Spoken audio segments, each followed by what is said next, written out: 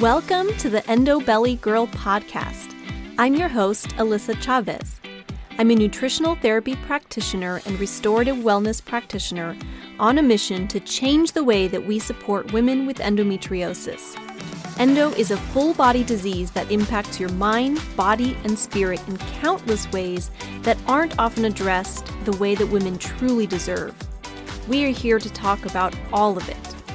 Please keep in mind that the content of this show has been created for educational purposes only and should never be used as a replacement for medical diagnosis or treatment. Hey, my friend, and welcome back to the Endo Belly Girl podcast. If you have ever been told that food doesn't make a difference for endo, this episode right here is for you. A brand new study is saying otherwise, and the results are giving so many of us hope, and I'm so excited to see this happen. So there was a recent study. It's the largest international survey ever conducted on diet and endometriosis, involving 2,599 people. I do kind of question on that, like, what happened to the last person? I feel like it probably should have been 2,600, like a nice even number, and maybe one person dropped out for some reason. This is just me deducing that. I don't know what really happened. I just wondered. There's a woman named Philippa Saunders, who is the senior author of the study and a professor of reproductive steroids at the University of Edinburgh. And she said it really feels like we are on the cusp of something pretty big with understanding how diet affects endometriosis symptoms. So this was a study done by the University of Edinburgh. It was published in the American Medical Association's journal, the JAMA Network Open. And they basically asked volunteers about changes to their diet and about dietary supplements used to improve their symptoms. And I loved this quote also that said, "It is so important for women, if they feel they can do something for themselves to tackle the pain of endometriosis, that is tremendously empowering." And I have to 1,000% agree with that. That's largely the basis of my entire practice here and this podcast. Everything that I do is really for that reason, that it feels, because I know, speaking just from my own journey, my own perspective, when I was first diagnosed with endometriosis, it felt so defeating because I was basically told there was nothing that I could do, that this was just something that I was going to be stuck with. I might find some relief in menopause, which when you're in your 20s feels enormously far away, which is when I was diagnosed. And just basically you can either go on birth control and or have surgery at some point, and that's basically your options. And I just left feeling like, what? I'm so young and there's nothing that I can do to support my body. And so finding ways that I can support myself, I found to be tremendously empowering, as Philippa Saunders said. And I want to share that with the world, which is why this podcast is in existence, as well as everything else that I do. So anyway, I really loved that quote and just wanted to share that. So what we're going to talk about in today's episode, what we're going to be unpacking is kind of covering what was covered in this study and just looking at the foods that made the biggest difference, why those changes worked for people, what the role that gut bacteria and inflammation plays in all of this. I'll share some of my own personal stories as well as some client stories to just share some actual real live stories of how this all comes into play. And of course, I love to leave you with some actionable steps. So I'm going to leave you some tools that you can start working on today. So let's dig in. First of all, I just wanted to highlight the main statistics that ended up coming out of this study. So they were mainly looking in this study at gluten, dairy, caffeine, and alcohol, as well as processed foods. And so what they ended up coming up with is that 45% of the 2,599 people who were surveyed, 45% of those felt better after cutting out gluten or dairy. 43% improved from reducing caffeine, 53% improved from cutting alcohol, and nearly 40% reported relief after removing processed foods. So that's a pretty big deal. It's not like, oh, maybe 2% of people felt a difference. I mean, those were all kind of in the 40 to 50% range. And of course, that's just looking at one element, right? Which you guys know, if you've listened to this podcast any length of time, one of the big things that I talk about is that it's never just one thing. So, maybe you feel a little bit of a difference. Like for me, I've shared this story before about how I did feel a difference after cutting gluten. That was my first dietary change that I made, the first big change that I made. It didn't solve all my problems, but it definitely made a huge difference. In fact, I just recorded an episode all about that. That was episode number 80, which was titled 75% of Endo warriors had less pain after this one change. Spoiler alert, the change was cutting out gluten. That was from a different study. I realize that's a different number from what you're hearing in this study, but that was a separate study that I had done that I broke down within that episode. So you can go check out episode 80 if you want to learn more about the gluten connection. I will link to that in the show notes.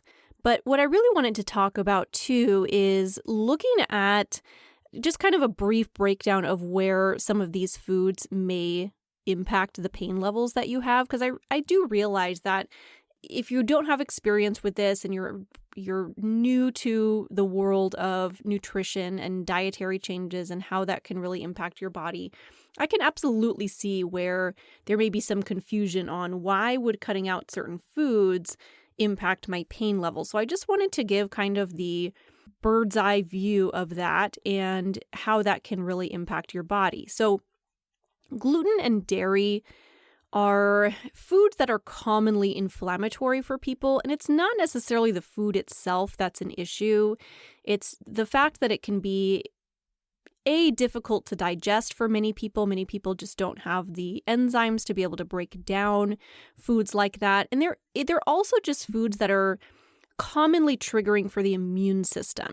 And that's the part that really matters for a lot of people, because if, say, I'm going to use gluten as an example, you are eating gluten on a regular basis, but your immune system isn't responding well to gluten, it's reacting to gluten, that right there can cause inflammation in your body, because remember, inflammation is your immune system at work. That's what inflammation is. And inflammation is very rarely, not very rarely, inflammation is not centered to just one part of your body. So even though the initial inflammation, that inflammatory response might be happening within your gut where that gluten is being digested, it can end up impacting inflammation in your entire body because you have one immune system.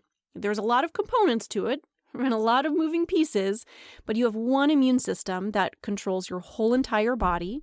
And so it's not uncommon for an immune reaction to happen in one part of your body and for an inflammatory response to manifest itself in a different way. So that's where I think some of the confusion can come in because, for example, speaking from my own personal story, I actually didn't have any digestive issues when I ate gluten. And I know this is the case for many people. I did with dairy. If I'm perfectly honest, I've had issues with dairy since I was a kid, and that would give me immediate stomach aches and issues like that. However, with gluten, I didn't have digestive issues. I do now. If I accidentally ingest some gluten, it's much more likely for me to have a more acute response because my system is no longer used to it being there.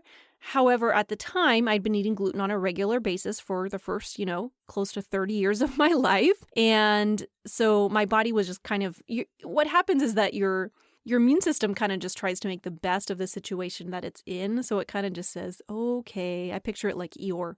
Okay. And it does its best to tolerate these foods. But when you remove it, it actually gives your immune system a chance to breathe and settle down. And that can make a huge difference then in the overall level of inflammation in your body, which is what you really want. So that's really the big impact that gluten and dairy can have on your body and why many people feel better without those foods. So again, it's not a hard and fast rule, but those foods are triggering for many people. All right, next thing is caffeine. Again, I'm just covering the foods that were talked about within this study. So again, it was 43% improved from reducing caffeine. Now, Where does caffeine come into the picture? Well, a few different things, and it may be a combination of these things that really impacts your body. So caffeine can certainly impact your sleep, especially if you're having caffeine later in the day. I am definitely a no caffeine after, I say 2 p.m., but honestly, I really try to keep my caffeine even before noon. Honestly, for me, I really keep caffeine just to the morning hours. Like I'm not a coffee girl, but I'll have a little cup of green tea or something with my breakfast. And that's typically my only caffeine for the day for myself. Some people do better with zero caffeine. And there's, different ranges in between. So it's a matter of figuring out what works best for you. But certainly, I think many of us experience the impacts of caffeine too late in the day and how that can impact your sleep. And sleep is incredibly important to your body. That's when your body heals and does some repairs and is able to rest and recover. And it impacts everything. It impacts your gut. It impacts your nervous system. So if we're impacting sleep, it's kind of a big domino effect that can impact many other parts of your body. Caffeine also impacts your nervous system just in general. Caffeine impacts your nervous system response. It can have an effect on your adrenals. So if you already have some adrenal dysregulation, then caffeine can just add fuel to the fire. And caffeine also does have to be processed by your liver. So if you're having a lot of caffeine, it can put more burden on your liver, which can in turn cause things like hormone imbalances because your liver isn't able to fully do its job because it's overwhelmed with other activities like processing caffeine. So those are just some of the ways that caffeine can impact your body. And then alcohol. So alcohol, 53%, that was the highest percentage in this study. 53% of people improved from cutting alcohol. Now, alcohol just is inflammatory. There's no ifs, ands, or buts about that. Alcohol is inflammatory for everybody. Now, that doesn't mean that nobody should drink alcohol ever. I personally do drink alcohol, although by no means on a daily or even a weekly basis. For me, alcohol is more of a rare social occasion kind of thing. My husband and I don't really bring alcohol home. It's not a hard and fast rule by any means, but we just don't really drink just at home by ourselves. It's just not really a thing for us. I know many people do. This is not to judge anybody. If you like having a glass of wine with dinner or something, it's just not our thing. So for me, my general rhythm is that I will have alcohol.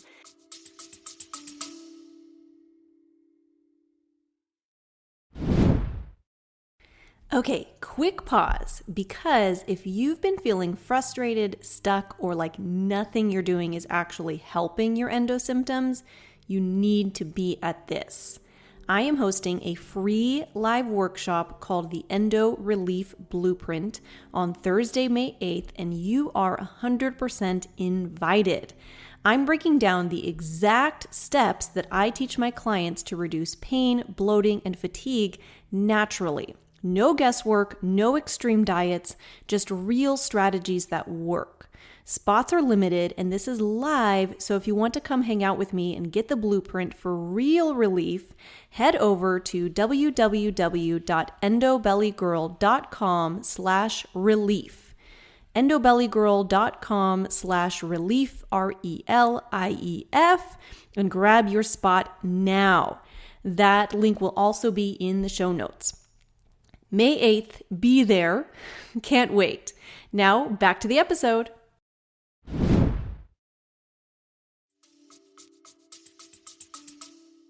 I don't know, maybe, honestly, it's typically every couple of months or so. I'll be out to dinner or out at a social gathering or something. I'll have a little cocktail or a glass of wine or something.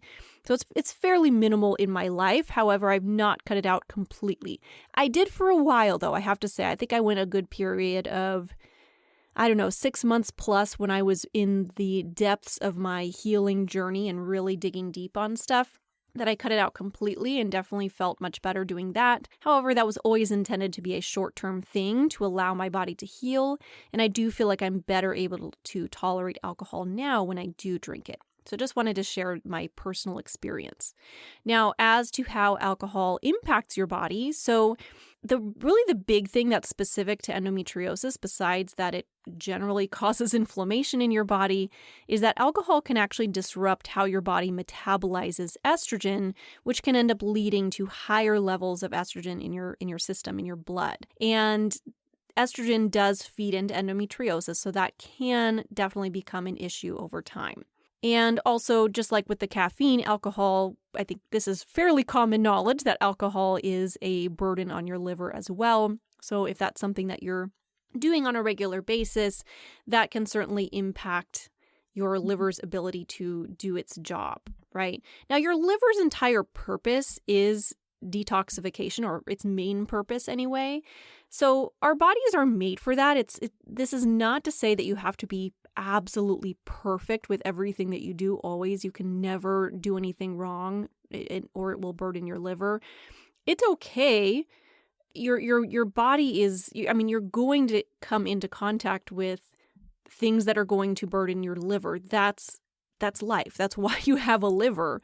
However, what we can do is help to minimize that, right? So if we're constantly bombarding our body with caffeine and alcohol and chemicals and processed foods and all these things, that medications, all the things that are causing your liver to have to work overtime, that can start to become an issue. However, if you're doing your best on a day-to-day basis to minimize toxins and caffeine and alcohol and any of the other things that can impact your liver, and then there's occasions where you are coming into contact with things that your liver will have to process, you're going to be okay, right? It's all about balance. Just wanted to share that because I don't want anybody to leave any of these episodes and just feel like you have to do something really extreme to support your health, because that's not the message that I want to send. I truly believe that it's all about balance, because I want you to be able to live your life and go out and have fun and do your things. So, okay, I'll step off my soapbox. That's what I've got on that. Okay, so that's kind of covering the food side of things. The next thing that I wanted to talk about, and this was actually mentioned in the article, which, by the way, I will link to the actual article in the show notes as well that talks about all of this and kind of breaks it down. So if you want to read the whole thing and not just my take on it, you can certainly do that, because, hey, I'm a big believer in coming to your own conclusions on things too and making the best, most informed decisions for your own body. And again, that's the point of this podcast. It's not for me to decide what to do for you. It's just to help to share the information so that you can make the most informed decision for your body and really feel good about what you're doing. Okay, so one of the other things that was mentioned was gut bacteria, and I really loved that they talked about this. So this was another quote from the article. It says, researchers believe that the women who cut out gluten or dairy and reported feeling less pain may have experienced changes in their gut bacteria. So how does this work? Let's talk about this for a second. So just to kind of give you an understanding of this, if you're not super familiar with gut bacteria, because while I have spent an enormous amount of time in my life studying gut bacteria, I do recognize that may not have been everybody's journey. So I want to give you, again, kind of a bird's eye view of this. But basically, every one of us has bacteria living in your gut, primarily in the large intestine, the colon. That's the primary space that gut bacteria hang out. Now, I know that a common narrative in Western society is that bacteria is bad, especially after the COVID years, right? We're taught to wash our hands and by all means, I encourage washing your hands. I'm not saying don't do that. However, we do sometimes live in an overly sanitized world. Like there's sometimes maybe a pinch too much fear around bacteria, because it actually has a lot of benefits for our body. So just like anything, there is millions, billions, trillions of bacteria living within our gut, and many of those are very beneficial for us. They actually help us to break down foods that we eat. They create byproducts that are very beneficial for our health. You want those good gut bacteria. There are also bacteria that aren't so good in your body, as well as other things. There's yeast and parasites and other things as well, but we're just going to focus this conversation on bacteria for today. But there certainly are critters in there that are not so good for your health, that create byproducts that have negative effects on our health, that are not serving us any favors. And so really, we're never going to just completely get rid of the bad gut bacteria, so to speak. However, what we really want is balance in our lives, right? You want to have more of those good gut bacteria. You want to be feeding the good gut bacteria. So what does the good gut bacteria eat, I think, is the really important thing to know. And primarily, more than anything, those good gut bugs are going to be eating fiber, various types of fiber. This is why when people are struggling with bowel movements, you're constipated, fiber is one of the first things that's talked about. Well, that's because fiber feeds those good gut bacteria. So what I always encourage my clients to think about when it comes to that is that you want to be eating plenty of vegetables, good variety of different kinds of veggies. You want to be eating all the fiber-rich foods, even things like lentils and beans are rich in fiber. Seeds like flax and chia seeds are rich in fiber. Any of those fiber-rich foods, and it's like anything, different types of fiber feed different bacteria. So rather than getting super nitpicky about the exact things you need to eat to feed these exact type of bacteria, what I generally encourage is just to get a good variety. Eat a lot of different types of fiber to feed all the good gut bacteria. What do the bad bacteria flourish on? Well, sugar is one of the big things, which refined carbs are going to be high on that list as well. Those are really some of the big things. Alcohol can also feed into those bad bacteria. So you're kind of seeing how this picture all fits together. And so when I'm hearing that women who cut out gluten or dairy reported feeling less pain may have experienced changes in their gut bacteria, what that's really showing me is that the gluten or dairy is feeding gut bacteria in a certain way that changes the microbiome. And realistically too, if you're cutting out gluten and or dairy, you're probably replacing it with other things, right? You're replacing it with more whole foods, hopefully, right? More protein and veggies and fruits and things that are going to really nourish our bodies and our systems. And so that can end up impacting the overall health of your microbiome. And microbiome is just the term for that ecosystem of bacteria that live in your gut, as well as the other critters in there.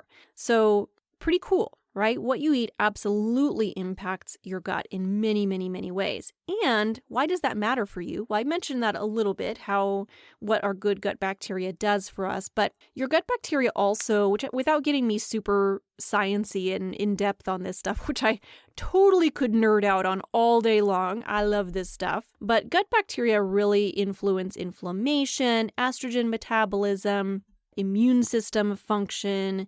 Your gut bacteria influences all of this. And so disruption in your gut flora, if you have an imbalance happening, that can end up worsening symptoms like bloating, pain, and fatigue. Interesting. And I wanted to mention this also. This was brought up in the article that there were some people who cut out, for example, garlic and onion, and that helped with their endo belly because of their fermentability. Really, what they're talking about there is FODMAPs, which are a category of foods. I don't want to go super in-depth on FODMAPs today because that's another whole rabbit hole, but I just wanted to mention, if you're somebody who finds that you do better without garlic and or onion and maybe some of the other FODMAP-rich foods, that does not mean that you need to just go on a low FODMAP diet and stay on that for a long time. My red flags were popping up when I read that part. If you feel better, if you're removing those foods, if you respond well to that type of diet, what that actually means, it's a sign that you need some deeper support for your gut, meaning you need to reach out to somebody like yours truly who works with stuff like this on a regular basis and knows how to support your gut on a deeper level, right? Because just removing foods is not a real answer. And being on a super restrictive diet for a long period of time is not a good solution, because that can just end up with having nutrient deficiencies because you're not eating a variety of foods. It can end up not nourishing your good gut bacteria because you're not getting that variety in your diet. And it's a whole mental health struggle if you are, restricting your diet. Because even just avoiding garlic and onion, I mean, good luck going out to eat. Good luck buying anything, pre-made store-bought kind of stuff like sauces or, things that are pre-packaged like that. It's really challenging to find that stuff. And so there's a lot of layers to that. So I just want to mention that if you're looking at the article and you're saying, oh, maybe I should try removing garlic and onion. If you experiment with that and you find that it does help, that does not mean that, oh man, I need to remove those foods forever. Nope. You need to talk to somebody. You need to get support because there's likely something deeper going on. You probably need some deeper support with your microbiome. Okay. Stepping off my soapbox yet again. I guess this is my podcast, so I can soapbox all I want, right? This is why I do this. Okay. So I just wanted to circle on to like what does all this really mean for you? So I shared some of my personal journey already on that episode 80 when I talked about gluten, and that was pretty recent, so I don't want to just tell the same story all over again. You can certainly go back and listen to that episode if you want to hear more, but absolutely changing my diet has been enormous for me. And I thought I'd circle this back to a little bit more client stories since I've talked about my own story fairly recently. So, for example, I had a client I was working with who was experiencing a lot of just period pain, ovulation pain. She was having a lot of pain around those times in her cycle. And we did end up digging deep. We ran a GI map on her and some blood work, and we did end up really digging into what was going on beneath the surface. But before we even did all of that, I had her just do some work on her diet. I said, okay, temporarily, let's go ahead and make some dietary changes. We did cut out gluten and dairy. And for her, we even did some thinking about grains because she had some other stuff going on. Not to say that has to be a thing for everybody. And I did have her cut out alcohol for that time. And just we hadn't even really talked about caffeine. She wasn't a huge caffeine drinker anyway, so I didn't think that was going to be a huge issue for her. But for about 30 days of her making those dietary changes and just being really strict during that time, she already noticed a huge difference in her pain levels. There were still some symptoms going on with her gut, and her cycles weren't completely pain-free, but definitely a lot better. So we did end up digging deeper beneath the surface, but just making those dietary changes did start to make impacts with her, which is so lovely to see because, it's nice to have kind of those quick wins happening. So anyway, I just wanted to share that. And I see things like that happen all the time in my practice because I love to, when I'm working with somebody one-on-one, give them some quick wins starting out so you get that momentum going on. And definitely have seen a big impact with people. So just a reminder too, if you're experiencing a lot of symptoms, a lot of pain, a lot of that inflammation going on, I just want to remind you too that your body isn't broken. It's inflamed, it's overwhelmed. And when you're experiencing all of that, really what that is, it's your body asking for the right support. That's really what it's all about. So you're listening to this podcast, that's already a huge win on the pathway there. Just, keep it going, right? So here's a few takeaways that I would love to see all of you walk away with to start to implement this, this information into your own life. So a good first step is certainly thinking of even adding before eliminating. I'm a big fan of this, so that it's more about what you're putting on your plate rather than what you're not putting on your plate, because it just feels to me a lot more freeing that way. So start, if you haven't done any dietary work or you're kind of new to all this, start by just adding some anti-inflammatory foods to your plate. And what I really mean by that is you're adding whole foods, you're adding good sources of protein, your poultry, your fish, your meat, seafood, any of that, those whole food sources of protein, your veggies, lots of those fiber-rich veggies we talked about, leafy greens. If you're listening to this in real time, it is May and berries are coming into season, so that's a great thing to add to your plate. Using healthy oils like olive oil, although I do want to remind you that olive oil is not something you want to heat up on a high heat. but it's great for lower heat cooking, like if you're sauteing something, and or as a finishing oil, like on a salad or something is great. Seeds are great.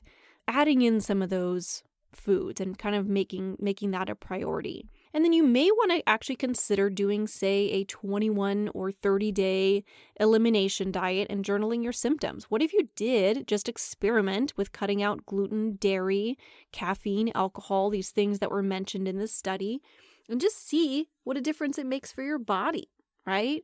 And then you could try even adding them in one at a time and see how your body does with that. This is actually something I created a little mini course within the Endo Wellness Initiative, my membership program, where I did a little mini course on doing an elimination diet and how to go through that process so that you're eliminating foods, but then also have a reintroduction process so you come out of it with a clear answer on how your body's actually responding to those foods.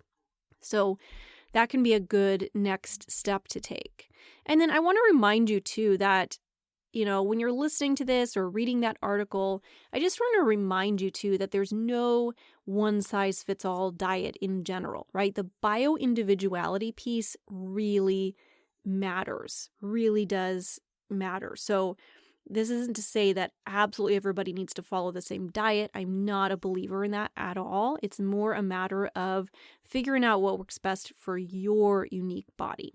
All right, my friend. So this article, really my main conclusion, which is a conclusion I've had for many years, but just brings it to light even more, that food can be one of your most powerful tools.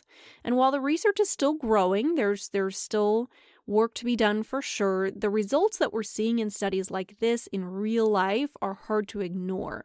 So I know if you're like me, you may have heard naysayers along the way who just try to tell you that food doesn't matter, that your diet doesn't impact endometriosis. And hey, everybody's going to believe their own things, and that's okay. But this I hope brings to light the importance of all of this beautiful work that you're doing, and that food really truly can have major impacts on your body and your life and how you feel. So I just wanted to share that with you all today and just I like to keep myself updated with the latest research and share that with all of you so that you can feel empowered on your endo journey and move forward with confidence, knowing that you're doing things that truly support your body. And that's really my purpose in everything that I do here. All right, my friend, that's all I have for today. Looking forward to next week when we get to connect again. Wishing you the most wonderful day, and we'll talk soon. Thank you so much for joining me today, my friend. If you loved what you heard, be sure to share with a friend and subscribe so that you can keep coming back for more. If you are ready to take the next step towards getting to the root cause of your endo symptoms like endobelly, pain, fatigue, and so much more, you need to download my free ultimate guide to building your own endometriosis diet. You can find the link in the show notes or at www.endobellygirl.com. Until next time, my friend.